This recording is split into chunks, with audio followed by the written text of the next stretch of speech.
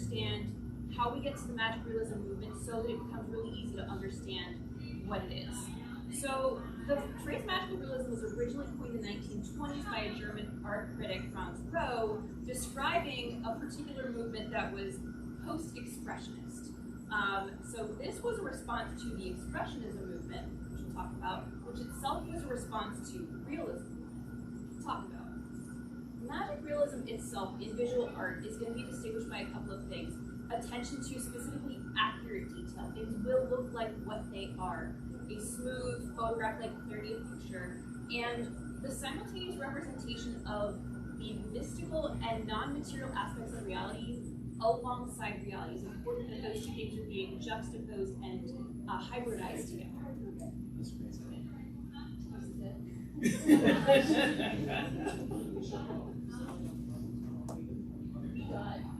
we got one slide.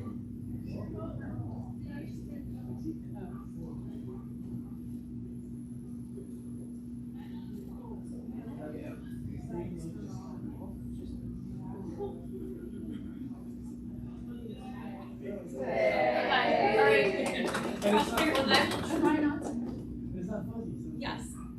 Okay, so we're going to talk first really quickly for like one slide about the realism movement. The realism movement was based in the ancient Greek concept of mimesis, which is the idea that we are prioritizing the perfection and imitation of nature. So this was the idea that art should be directly representational. We want to see the actual thing as it is, and the concept was that witnessing art was an essential way to learn about universal truths of life. By looking at art, we understand better the real world. Realism assumes that the external world is real and that our senses give us a true record of it. So realism was like, the best thing you can see in art is a real thing. Then came along the expressionist movement, which was very directly in opposition to the realism movement. And they felt that no, you can see the real thing, but what if you were also depicting emotion itself? This is an attempt to depict the reality of emotion, regardless of whether or not what you were seeing was an accurate representation of surface reality. This was very much concerned with focusing on subjectivity of perspective and how we can represent that through something static and visual. And so expressionism shows this exaggerated preference for fantastic, extraterrestrial, remote objects. I'm sure you've all seen Edvard Munch's Scream. This is very familiar. This is very expressionist. So you can imagine that these two movements hate each other conceptually. I pulled a quote here. It seems to us that this fantastic dreamscape has completely vanished and that our real world reemerges before our eyes, bathed in the clarity of a new day. We recognize this world, although now, not only because we have emerged from a dream, we look at it with new eyes. The concept of magical realism, which is sort of hybridizing these two, is that mystery does not descend to the represented world, but rather hides and palpates behind it. This idea that magic realism says that we can depict magic through depicting what is real. It doesn't have to be things that are themselves surreal and unrealistic, but that magic can exist within the real world and that there's importance to that. Once this art movement had taken hold, then you had a lot of these similar concepts move through different parts of the world over the following decades. But the most notable figure in codifying that particular genre was a Cuban writer, Alejo Carpentier. He coined the phrase Realism See, I have this problem, which is that if I speak in a Spanish accent, it would be very heavy. So I will just Americanize it. Lo realismo maravilloso, marvelous realism. He wrote in 1949, directly addressing the original analysis, claiming that that analysis was like so cold, it was so conceptual, you were just like collegiate, pretentious people, you think everything is just a concept, but like actually in Latin America, we understand magical realism because that is at the heart of our culture. And so he was very much about this idea that these college academics, with their like hoity-toity ideas of conceptual art movements, didn't understand that this was what it was. So in Latin America, the fantastic is not to be discovered by subverting or transcending reality with abstract forms and manufactured combinations of images. Rather, the fantastic inheres in the natural and human realities of time and place, where improbable juxtapositions and marvelous pictures exist by virtue of Latin America's varied history, geography, demography, and politics, not by manifest. He very much felt that in the Latin American experience, you were just experiencing magical realism, and that was sort of a part of your cultural upbringing. So, what is magical realism? Magical realism relies on the presentation of real, imagined, or magical elements, but importantly, as if they were real. It takes place within what's understood to be an authentic, non-fantastical reality. And magical elements will occur, but they are treated as unremarkable within the story. So we'll sort of explore that idea. We'll break that down into pieces, but this is the most important concept in understanding. A lot of people classify a lot of things as magic realism that are explicitly not. There are worlds in which magic exists, but it is treated as though it's magical, as though it's remarkable, incredible. In magic realism, while magic is occurring, no one ever sort of thinks about it. It doesn't occur to them. It's just a thing that happens in their life. And that is an important characteristic of magical realism. So, what is magical realism? Example of Grant's copies and metamorphosis. Whereas I've noted, relatable wage slave Gregor Samsa wakes one morning to find himself transformed into a giant bug. And the opening line is, as Gregor Samsa woke one morning from uneasy dreams, found himself transformed into his bed into an enormous insect. He literally never questions how this happened. That is an important aspect of a magic realist narrative. He's never like, wow, what could have caused me to turn into a bug? Like, why am I a roach now? This is so strange. No, he's just a roach now, and he's like, my boss is gonna be so pissed. He's like, I wonder how my boss would have handled it if he turned into a roach. Why couldn't my boss turn into a roach? Like, and that actually happens in the story. It is that treatment of what we treat as fantastical occurrences within a realistic setting, and the way that is treated as mundane, that is an important feature of magical realism. It gives it a really special flavor when you're reading it. Magic realist stories have that sense of mystery in them. So perhaps the most famous magical realism author was Gabriel Garcia Marquez. And he speaks about magical realism a lot of times beautifully. And he says, in all my books, my starting point is reality. I provide a magnifying glass so readers can understand reality better. Let me give you an example. In the Arendira story, I have the character Ulysses make glass change color every time he touches it. Now, that can't be true. But so much has already been said about love that I had to find a new way of saying that this boy is in love. So those things happen only because of love. Mine is just another way of saying the same thing that has always been said about love. How it upsets life, how it upsets everything. And this is this idea of using a mundane fantastical to make the actual mundane express its amazingness to the viewer. So, Wikipedia gives us this breakdown of magic realism and its elements. So first of all, there have to be fantastical realism elements. This is when fantastical elements are treated as everyday reality by the characters in the story. A real world setting. Authorial reticence. This is the idea that, again, the fantastical elements are given no emphasis by the author. Plenitude, which is just a really flowery way of saying excessive layering of detail. Hybridity, a meeting of cultures or perspectives. This often can seem incidental to magic realism, but because of the ways that magic realism is subversive in concept, that often sits alongside hybridity and what we'll talk about later. Metafiction, an engagement of the reader's awareness of their role as a reader. You're often aware, and the story acknowledges your awareness of the fact that you are externally experiencing the story. A heightened awareness of mystery, in the sense that the story just kind of expects you to go with Gregor Samsa making something that's rich. And political critique, subverting the reality of established viewpoints. Again, this is a manifestation of the fact that magical realism is inherently focusing on talking about realism through magic and talking about magic through realism, and the ways in which things can either conflict with each other or marry with each other to create sort of philosophical synergies.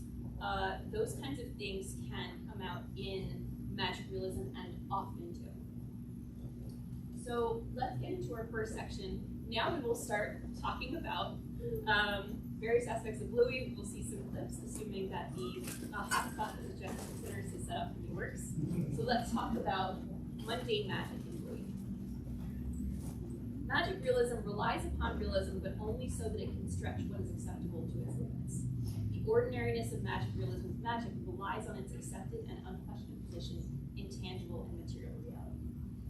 So, as it's loading up, I assume, my clip from Bandit, one thing to talk about is, I'm trying to convince you that this is a magic realism story, and I've told you multiple times now that magic realism stories take place in real reality, and this is a show about dogs. But, I think that while this is a show about dogs, it is as much taking place in reality as a show that is physically about dogs can be. Case in point, these dogs eat chocolate in the show. So it is, while it is visually a show about dogs, I think that conceptually, it is understood generally in the show that magic isn't a thing that is acceptably commonplace in their world. Generally, they assume things are normal. So, talking about mundane magic, here's a quick. Well, you never know. The world's a magical place. Wow. It is. Oh, that's pretty. You have all your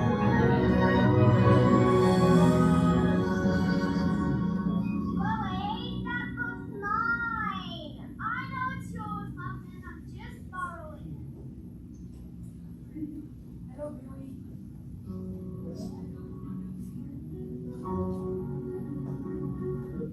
So in this section, and what you'll see with these scenes is, you didn't see anything in there that was magic. And these particular scenes are not going to contain anything that is magic, but things that are mundane that affect their lives in magical ways. So in this episode, Bluey was parted from Jean-Luc. They had planted a tree together, and Bluey's very upset about it. Chili tells her, you never know, the world's a magical place, you might see him again. And that tree has grown up, and Bluey and Jean-Luc happen many, many years later to reconverge in the same place and reunite. Nothing magical has occurred, and yet it is magical that something so coincidental could happen. That's the sort of thing we'll be seeing in these episodes. And that clip for the weekend.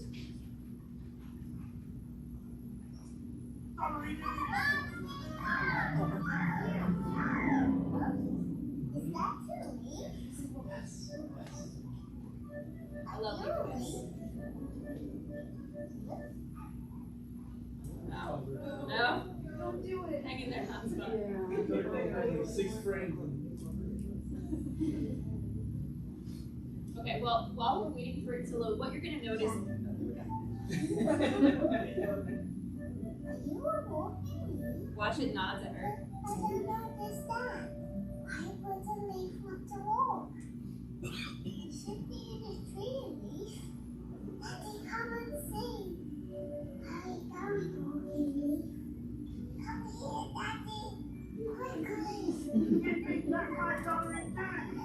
here, Daddy. Quickly. We've decided to restart. So, this is my favorite delicate moment in that scene is when Bingo asks the leaf, "Are you a walking leaf?" And the leaf bops up and down. What I think is important in something that is animated is to recognize that every piece of animation is a choice. And so it isn't incidental or happenstantical that after Bingo asks the leaf a question, the leaf bug essentially nods at Bingo. Someone in the animation department chose to have that interaction occur. And there is, again, it's not that this couldn't happen. There's nothing about our real world that wouldn't allow for the possibility the bug would happen to bop up and down when you spoke to it. But that because it happens then, it creates this experience for Bingo where it's a little bit unclear whether we're supposed to understand that the leaf could understand Bingo and was responding to or not. So let's talk about some clips from the slide and the sign. These go together. I think we're unlucky, and it's the bugs that are lucky. The bugs are lucky. Well, they're lucky right now. So let's explore this question. Can bugs be lucky? They saved the bug. I think we're unlucky. Nope.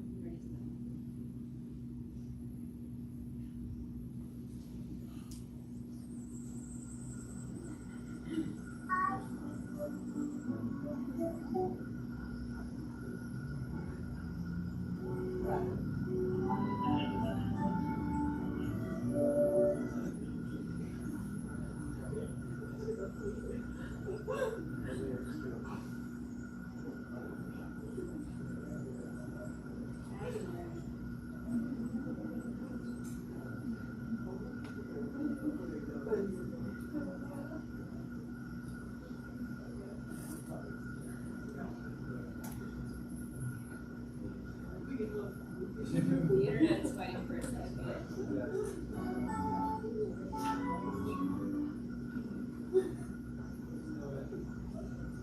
If it can't, I have all of these clips on my computer. I was going to say that. Each up.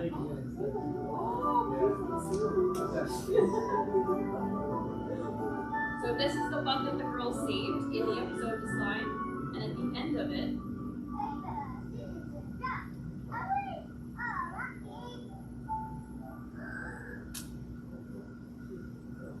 come on. They're ruining my through line.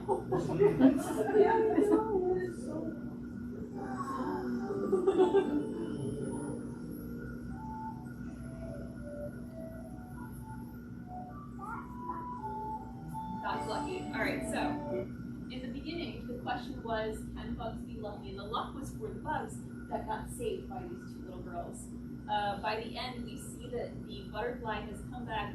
It is expressing what is maybe them, they think, oh wow, it's so lucky that a random butterfly landed on their hand. That's not a random butterfly. That's the caterpillar that they saved, presumably however many months ago, that is now, we don't know, maybe recognizing them and choosing to alight on their hands, maybe thanking them.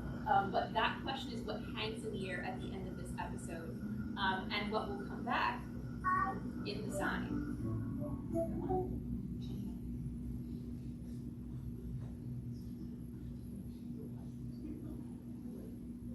The sign, let's talk about this first. If you remember the episode, The Sign, this is the big 30-minute one, where there's a frame story in The Sign which is very beautiful, where a man is lamenting on the fact that his horse ran away and then his son couldn't go to war, and every time his neighbors are saying, that's lucky, and he says, we'll see, and then something unlucky says, and that's unlucky, he says, we'll see. This idea that luck is always a matter of how it affects your experience in that moment, and that doesn't mean that it won't lead to something more in the future. And so, in the middle of that episode, as they're getting in the car, look who's back.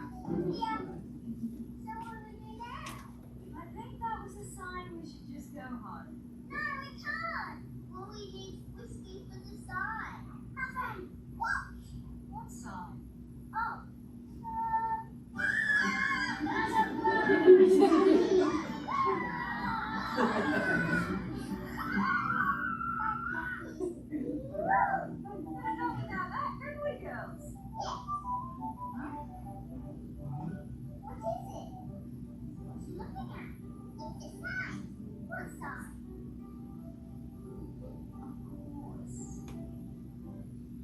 So this is a choice not just to show within the context of the episode where things that happen that are negative or positive become positive or negative later, and this idea of what's lucky and unlucky, but revisiting the butterfly from a previous episode, which was already identified as being lucky, and having that come back and return in this episode creates this moment that is just a little bit more magical, and that it reflects the idea of potentially a meaningful universe, in a universe that we might otherwise consider as being ordinary. So that's the least convincing part of my presentation. I'll get more convincing as I go along. Let's talk about diegesis. Diegetic events are those experienced by both the characters within a piece and the audience, while non-diegetic elements of the story make up the fourth wall separating the characters and the audience. Blah, blah, blah. Magic realism may involve blurring of the lines between what is understood to be diegetic and non-diegetic within the story. So when we talk about, I'm going to go back for a second. Nope. Go back to diegesis. Let's talk about the most obvious form of questioning what is diegetic in a story. The soundtrack. When you are watching a movie or a TV show, and there's music playing in the background and people are running away from like a serial killer, and there's like terrifying music playing, you understand that in their world, there's not actually terrifying music playing when they're running around. They don't hear that music. We hear that music. That is a non-diegetic element of the story. So that is a case where an element of the story that is presented only for the audience is not occurring for the actual story, but is being presented anyway. Diegetic events is anything that is happening for us and it's happening for them. So in magic realism, there's often an unclarity about whether something that's happening is really happening or not. So this is a little moment in Hotel that I really like as far as diegesis goes. Okay. Oh, hello. The TV soundtrack that's going on behind them, diegetic or non-diegetic? You think they hear it? Okay. Wow, keep banging people's heads into the bed.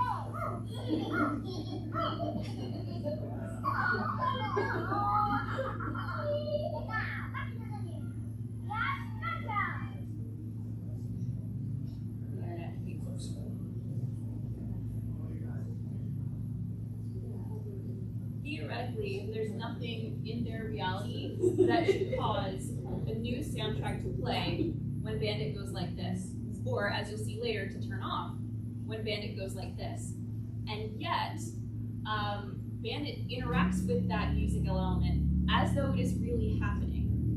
And although the clip does not seem to want to play for us,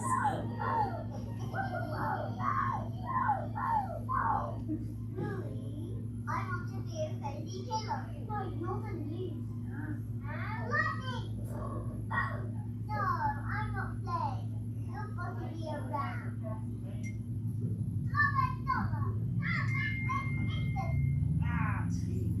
Always people shouting. All right, I get it.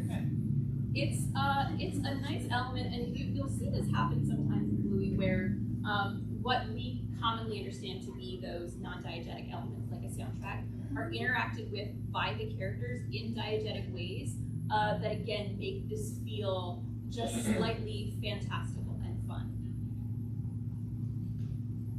Stickbird, this is one of my favorite Bluey clips. I love this one as an example of diegesis versus non-diegesis. So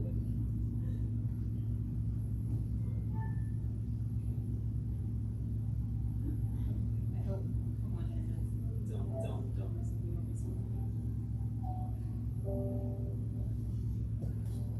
See if I back up a little bit, it'll load ahead of me.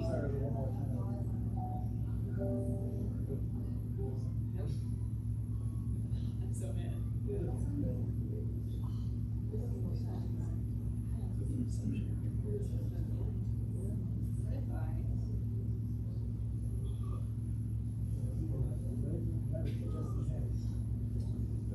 And now they'll start playing the background.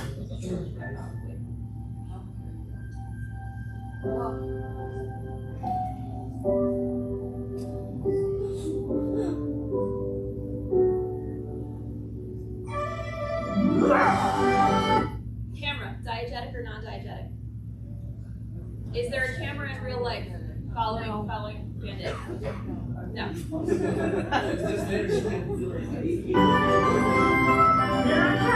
Wow, that's incredibly low. I wanted it to be less bad.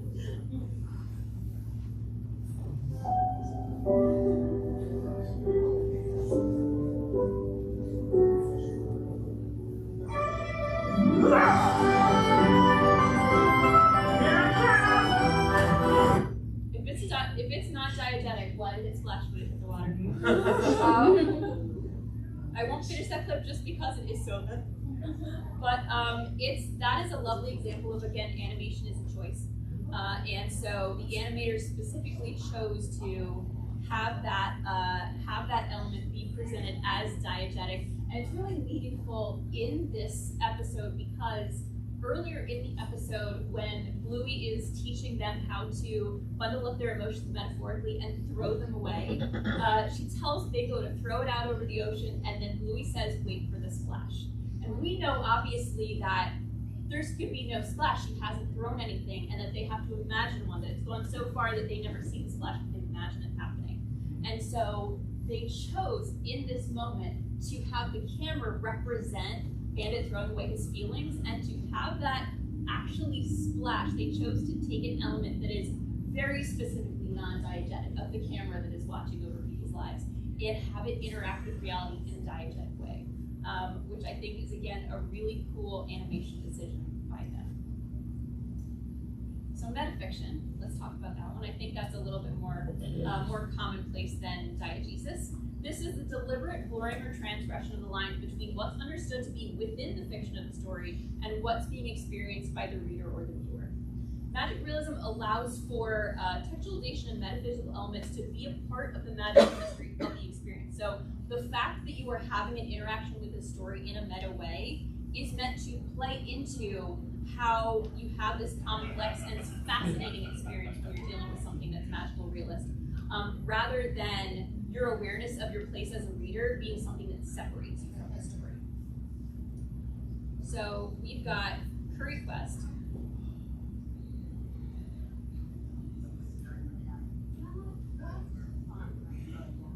What's a quest? What's just like a journey a hero goes on? How does a quest start? Well, usually the hero starts at home. They're nice and comfortable, but then adventure calls. All right, who's coming with me to Mackenzie's house? No thanks, Dad. Mom's teaching me how to crochet. Well, just you and me, Bingo. Come on, let's go. I am not interested in that. Why are you going to Mackenzie's house? Curry spot. What's curry for? Where you spot curry? I made a rope with Josh, and Mackenzie's dad's made a big friend day. I swapped a bit of mine for a bit of his, and we have 2 curries. But I need Bingo to carry the fish fry now. Oh, Mom, it's a quest. Yeah, a curry quest. Curry Quest is a very much a frame story, and there is because of this frame story's existence, we are seeing that Bandit and Bingo are going through a story that exactly fits this meta narrative that they are creating in the frame story. It's a pretty straightforward example of the show showing you metafiction, but in my opinion, it pales in comparison to the metafiction in puppets.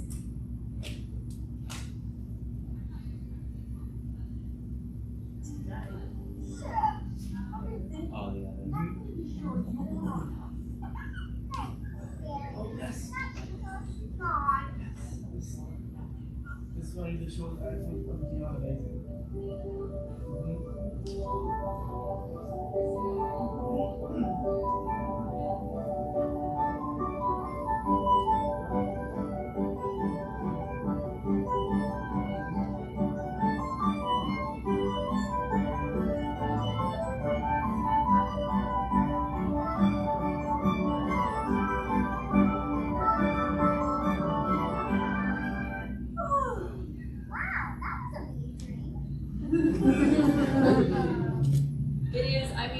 It is simply unquestionably, this is a metafictional moment. This is a moment in which they are choosing to embrace the existence of the fourth wall that we have an awareness of, the characters don't have an awareness of, and really sort of tap on that glass, really sort of make sure that we are playing with the idea of how that interacts with the story to create, again, a moment that is that delights you because it is so fantastical. So let's talk about the concept of liminality, and this is first I have a little intro moment for it, which I like from Fairy Tale. Happily ever after. Wow, that was a wild ride. Yeah, Sorry. true or not true? Sorry. What do you mean by true? I mean, we don't believe that. Well, no. You. But they've got true things in them. Like what? Like, you know. So this line, did they happen for real life? Are they true or are they not true? And he says, well, no, they're not true, but they've got true things in them. And this is this idea of liminality, this idea that narratively in magic realism, you're walking the line between what the reader thinks is meant to be really happening and what the reader thinks is meant to be happening inside of a character's head. It's a hallucination or it's a metaphor. And magic realism plays with that ambiguity. It deliberately incorporates ambiguity in order to better marry together conflicting concepts of real and magical. By treating that fantastical as commonplace, it makes the audience have to question how they perceive the reality of the story. When you're engaging with something magic realist, it can be uncomfortably confusing at times when you're not sure whether you were meant to interpret a particular thing as being literal, as having actually happened, or as being narrative flourished. That is an intentional ambiguity. You are intentionally put in that space because that feeds into your experience of something that is magical realist.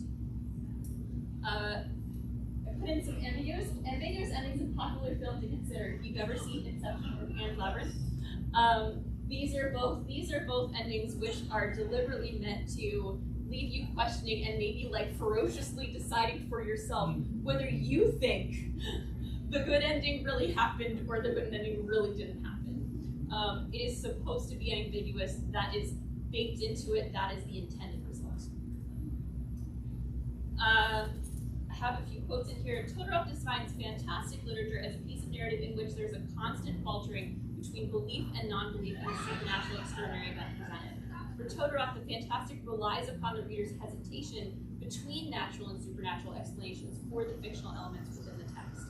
In contrast to the fantastic, the supernatural and magical realism does not disconcert the reader, and this is the fundamental difference between the two modes. The same phenomena that are portrayed as problematic by the author of a fantastic narrative are presented in a matter-of-fact manner by the magic realist.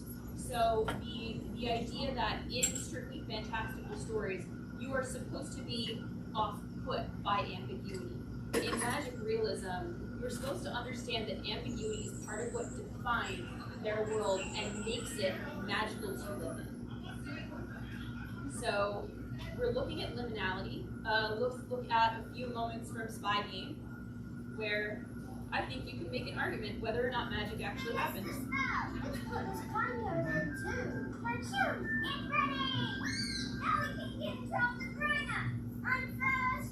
Okay, Bluey's mom. Get up and dance around.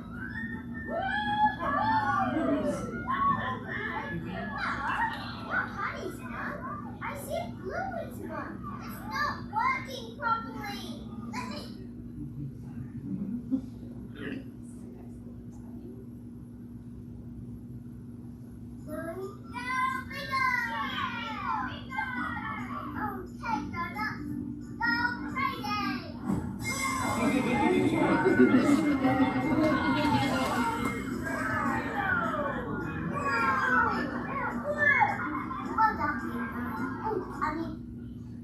Now, there's nothing in that scene that has to be magical.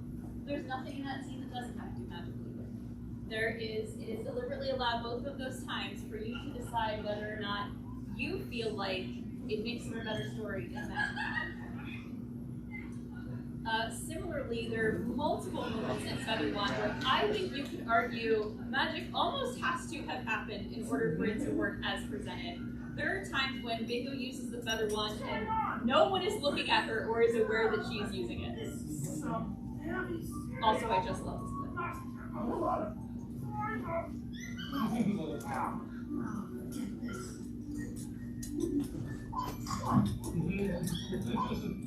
What's going on? He can see Bingo, but Bluey doesn't see Bingo.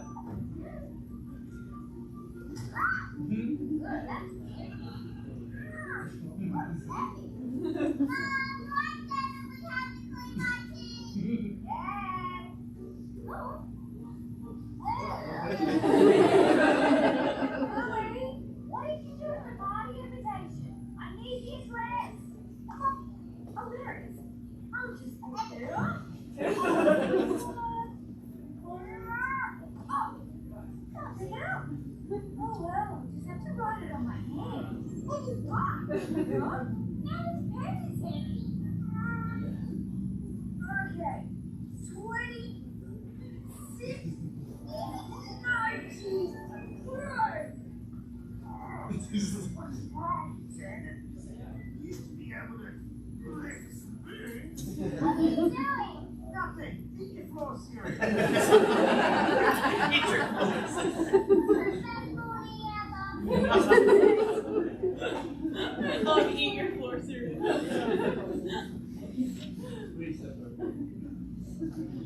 And finally, a case of a character who presumably has no idea what this game even is. Lucky Stat. Oh, yeah, right.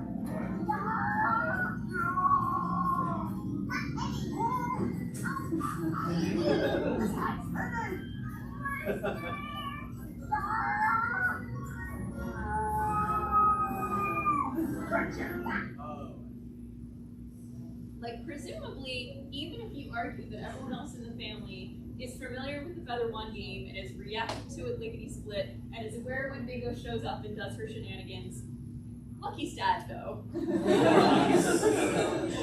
That man just suffers. Yes, he does. He's a very good. Working on their Bandit. Yes, Magic. Easy magic always wins. We've got Smeary. Now we go bring all the pizza boys. Hey, yes, you. Why do I? Because I don't know. You can't just tell me what to do. Yeah.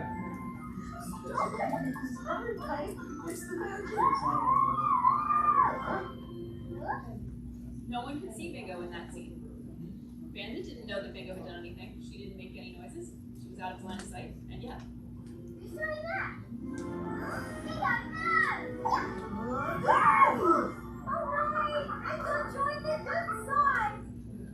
These are moments where, again, they could choose to show us a character's awareness of the character doing magic in the scene, and they choose not to. They choose to sell the idea that this almost couldn't happen by any way other than magic. And again, that's an intentional choice to be ambiguous with it. So fairy tale, here's the ending of that scene. Dagger in my heart. I think you know your name. Who's written on my hat? Either way, it's a good story. But is it true or not true? I need to know. Well, I guess you have to decide. You believe in fairy tales? This entire, the entire episode of Fairy Tale, although it's nothing magical happens in it unless you believe that jinxing someone is magical. At the same time, what is left ambiguous, and the point of the episode being ambiguous, is whether this fairy tale actually involves Chili or not. As Bandit chooses to believe in the magic of the idea that this really was Chili, and Chili is taking this approach of like, honey, that's so sweet, but I don't remember that at all. And the idea is that, this idea that, it's up to you to choose what you believe and whether you believe in fairy tales. The show very much believes in that concept when it's presenting these to you. So let's look at a few examples of what are arguably true magic. Times when things happened in the show that almost couldn't be faked. So not only must the narrator propose real and magical happenings within the same matter-of-fact manner in a recognizably realistic setting, but the magical things must be accepted as a part of material reality, whether seen or unseen. They cannot simply be the imaginings of one mind, whether under the influence of drugs or for the purpose of exploring the workings of the mind, imagining our futures, or for making a moral point. It's important in magical realism that although they don't treat it as remarkable, we understand that it must be magical. So let's look at fruit bat. I love fruit bat.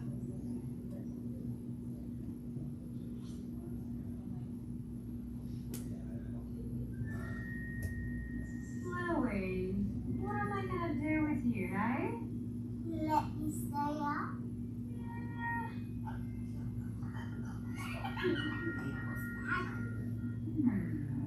Oxley's dreaming about playing touch football with his mates. Yeah, he doesn't get to play that much anymore. He keeps having dreams about it. Why does he get to play it for real life? Well, he's busy, sweetheart. Busy working and looking after you two. Oh. Oh no, he's gonna try. I think he did. Woo. Maybe I can dream about being through that. Well, you could give it a go. Night-night. Oh, okay. Night, honey. Come on. Dream about being a fruit bat.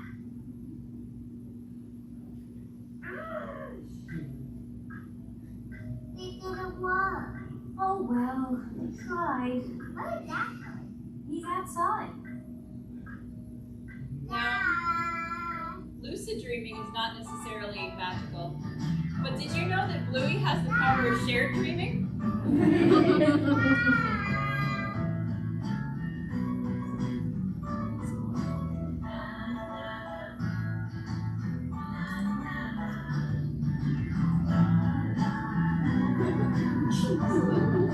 Bluey had one goal. It was just to eat fruit and hang up again.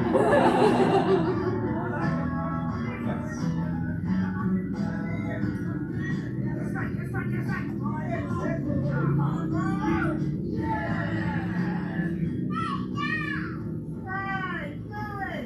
You're a fruit bat! What is it? Like that! Hey, you see my try? How good was it? So good. There's very well where that came from! Yeah, I do! Alright, see you, Bluey. Come on, let's do this!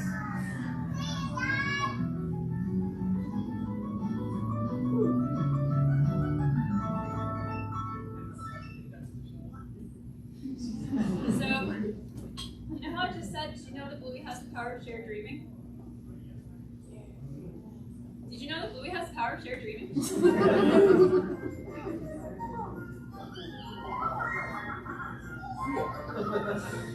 I just want to be clear that they are both asleep and have no idea that this is happening in each other's dreams. This is only explained by shared dreaming. And they would have no way of knowing that Bluey just got punted by her dad. That's really wow. And another unambiguously magical episode. There's.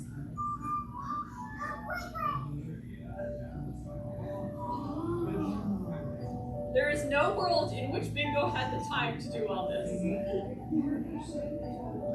Look, it's a message from the fairies. It's a picture of Dad. Dad's showing our letterbox. Hey, why have I got stink lines coming on? The fairies message you speak. What? The fairy dance around our letterbox. What? I'm not doing that. Dad, you have to. No way. Do your worst, fairies. I'm not scared of you. Ha! See? Nothing. Bingo! Oh, the fairies are frozen Bingo! Because of you. Fairies! Well, you know what you have to do. Oh no. Yee! I'll get the space up. Oh man, there's people everywhere. Nice roller skate, Bandit. Without you, you have to break the fairy spell. Okay, one thing first. You first. Are there meant to hurt your feelings. I'm really sorry, mate. I feel really bad. Just know that I love the kid, and I'd do anything. Right, let's do this! Yeah!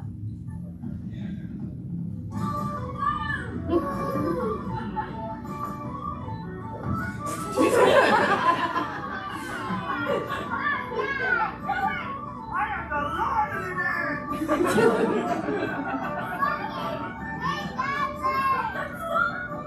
Is this what you want, fairies?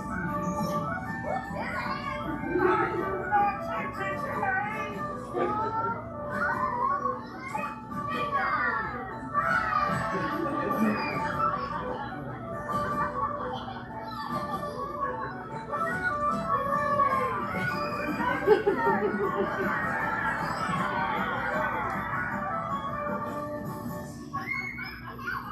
What a day.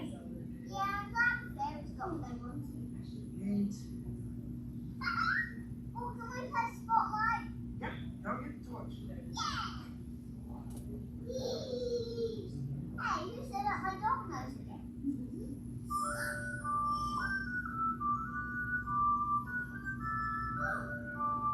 Dad! What is it, Bingo? Look! Oh, wow.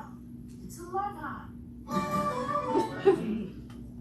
I mean, literally a fairy. There are actually multiple moments in fairies where things happen off screen as a result of the fairies that could not possibly have had time to be set up by Bingo in the scenes in which they occur. It is a very explicitly magical episode, and I love it for that because only some of the characters are aware that it's explicitly magical, while Bandit seems to somehow keep thinking that the fairies are just Bingo.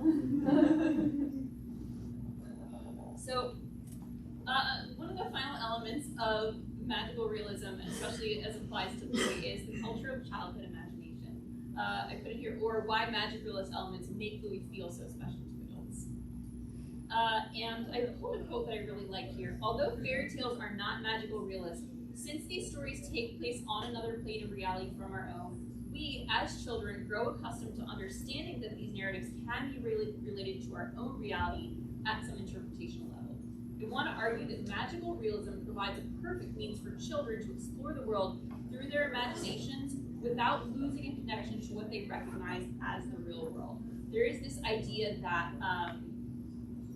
fairy tales and things that resemble magic realist stories are a great way for children to explore complex adult concepts in a way that is made more relatable and often larger than life to them because it's being presented through a fantastical lens.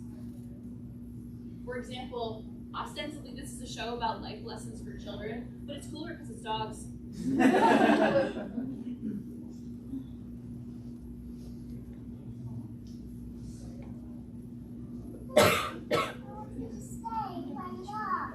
I know you do. I have to go do my job though. And you have to do yours. What? I don't have a job. Yeah, you do. Really? What is it? Making up games. Oh. And making your head do the dishes and set the table. It's making up games is more important than you think. Okay, Dad. That is such an underlying message in Bluey because Bluey is so focused on the children's imaginative play.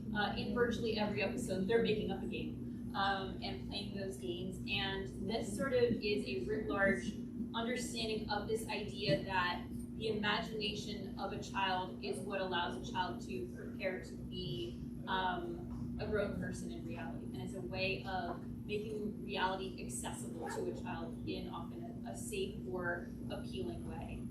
And that the sense of wonder that children can so easily manifest because they don't necessarily have the grounding edge. It's like, as adults, we sort of have an idea that magic probably can't exist because science explains so much. children don't necessarily have that deep level of belief that like everything has already been explained by science, therefore magic can't be real. Therefore it's easier for them to accept the idea that magic could be real, and therefore they can engage in the world in a different way because they feel closer to the idea of magic and can accept the idea of magic being present within reality. And so the show likes to explore this.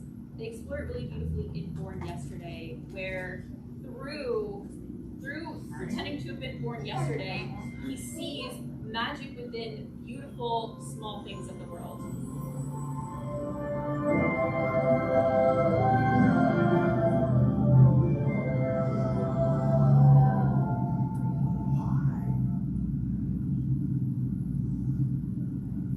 Rug Island is another example where he was very much accessing a place that is meant only for children and accessing that mentality of imagination and how much that gives to him, how much bigger the world is in the imagination than viewed just through a very rational point of view.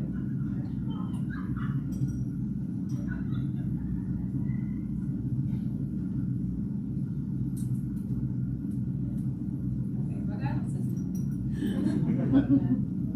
this is a 25 cents. It's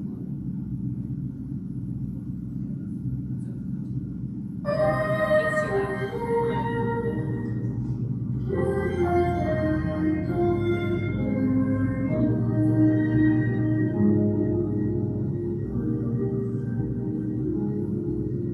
What did she give you?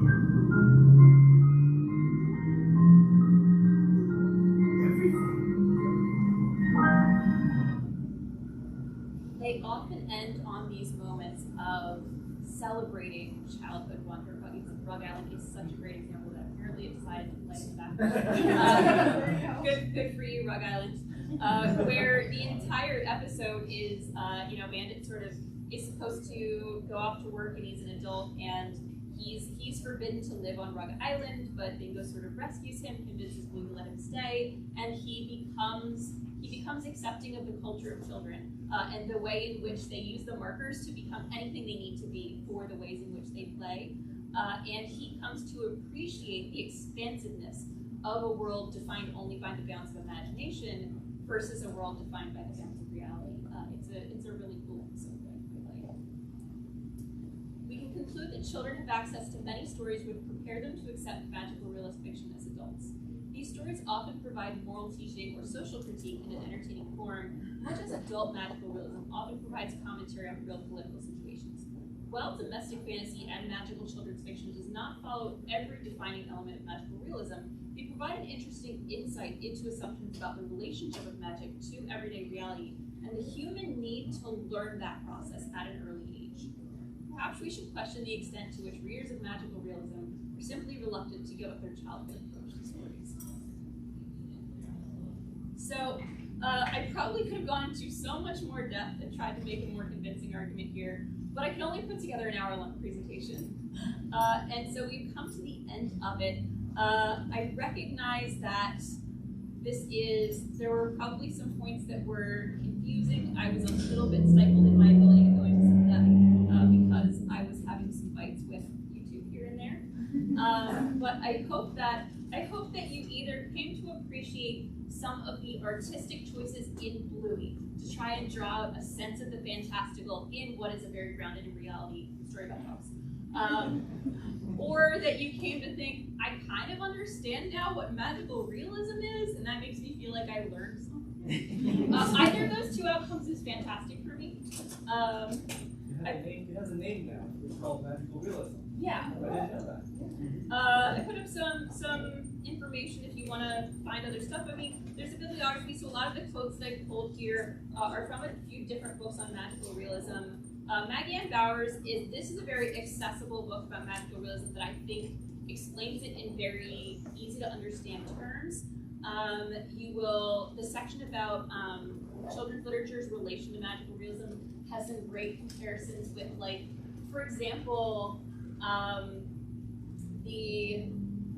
a story in a point in the story, Stuart Little, which is about a mouse, where what's remarkable to people is not the fact that a mouse is eating at a restaurant, but that he has really bad manners. And it's those kinds of examples of like the fact that he's a mouse is treated as mundane, although to us it's a fantastical element. Zamora Parkinson, the second book that I've listed here, it's a brick. That's a much more academic text. Some of the quotes in here are pulled from that. It has some very long essays. Again, if it's something you really want to deep dive into, I do recommend that book as well. But I think if you are interested in magical realism now and want something that is more of a primer, I would recommend the first of the two. I put in a question slide. We'll hop back to it because real quick. I did also put in, if you want further reading or viewing in magical realism, I've pulled some major magical realist authors, as well as some examples of magical realism in film, some of which you may have seen, some of which you may not have, but all of which I think are pretty cool in different ways. So if you want to watch some magical realist movies, here are some options. But in our last 3 minutes, does anyone have any questions? Yes. Be like, yes, let's talk about the entire what's amazing to me is that at the end of an hour of talking about magical realism, you guys are all still sitting here. I cannot express how amazing that is to me. I'm so glad you all came out for this panel. I hope that you had a little bit of fun, or that as an it was a nice diversion from your con, and you got to sit and rest a little bit. But thank you all so much.